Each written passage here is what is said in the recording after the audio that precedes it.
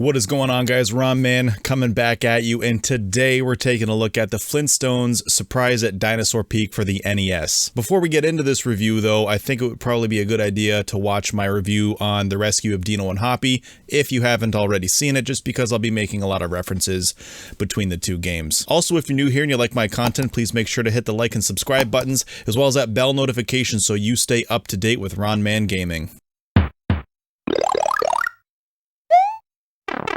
Dinosaur Peak is an action platformer that was developed and published by Taito for the NES in 1994. Now, there's a lot of speculation online that this was a Blockbuster exclusive, but as far as I can tell, there's no evidence of that whatsoever. It just seems to be something that someone somewhere had said, and now people just tend to repeat it. Instead of rescuing Dino and Hoppy from the future, this time Fred and Barney team up to rescue Pebbles and Bam Bam from the other side of a lava stream. You'd think that they would just walk around the volcano, but no, they take the long way. Dinosaur Peak plays much the same as its predecessor. After beating the first level, you're taken to a world map, although this game does seem slightly more linear than Dino and Hoppy. Dino Peak has a total of 10 unique and varied levels, stuffed full of enemies, items, bosses, and mini-bosses. Dino Peak did improve on the controls. I feel like this game is slightly more smooth, which is most noticeable when climbing up ledges. However, they retained that same idiotic philosophy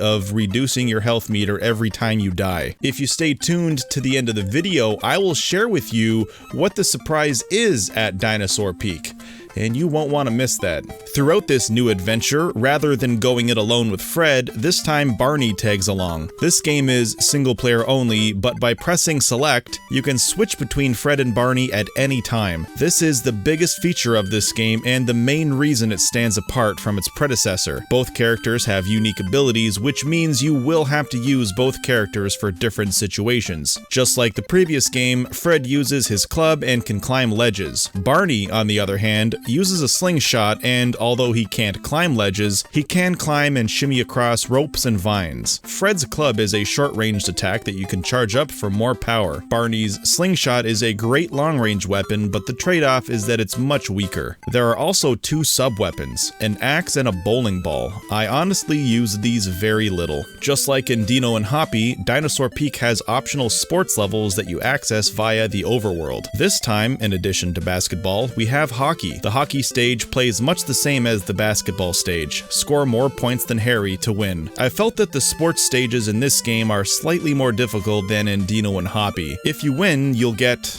well, actually, I'm not too sure what. The game never tells you. At the start of the bonus stage, Harry says, "Hey Flintstone, if you win, I'll give you something." But when you beat him, all he says is, "I don't believe it. You beat me. Here's your prize. It's yours for keeps until you see game over." And that's it. What's mine for keeps until game over? I honestly could not tell what he gave me. I checked out this game's manual, and there's absolutely no mention of what you win. The manual doesn't even mention the sports minigames at all. So I checked the only walkthrough on the internet that I could find. In this walkthrough, written by D. Engel, he just glosses over the sports stages and writes, "After the game, you receive a prize." No mention whatsoever of what that prize is, so I have no idea.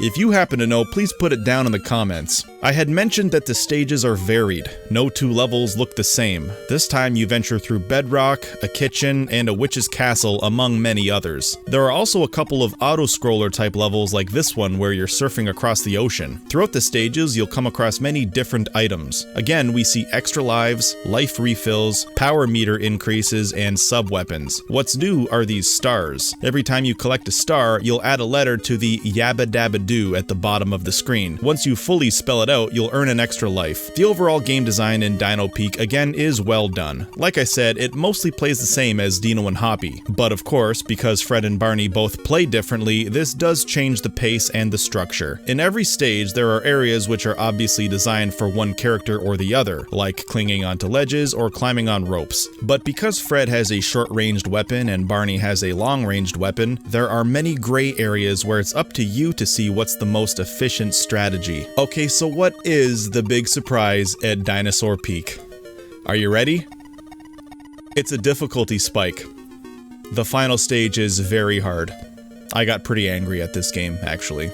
You end up inside the volcano where you need to defeat the red dragon so he'll stop the lava so you can rescue both Pebbles and Bam Bam. This stage is much longer than any other stage, and there are many areas where you can be killed immediately. It really is a gauntlet, and to top it all off, you then need to beat the final boss. And of course, the final boss has 2 phases. You need to be able to beat all of this without getting a game over. Most of this volcano is trial and error. You have to play it enough times to memorize each part and the most optimal way of getting through. If you get a game over, you'll go back to the beginning of the volcano. This was so annoying. Thankfully, you have unlimited continues. My main criticism here is not that this level is hard, but rather how evident the difficulty spike is. This whole game is definitely on the easy side. If I were to use a 10-point scale to explain the difficulty, I'd say the rest of this game is a 3 out of 10, but this final stage is a 7 out of 10. I know that this level may not look that difficult because the footage you're watching, well, I was able to beat this level on my first try, but I didn't record the first time I played this level or the 2 hours it took me to beat it. So this time around, I had memorized what to do, and that's why you don't see any mistakes. So that's the Flintstones, The Surprise at Dinosaur Peak, and again, another really good Flintstones game. I don't think I like it as much as Dino and Hoppy, and I really think it just comes down to the levels, but Dinosaur Peak is still a fantastic game that you should absolutely play.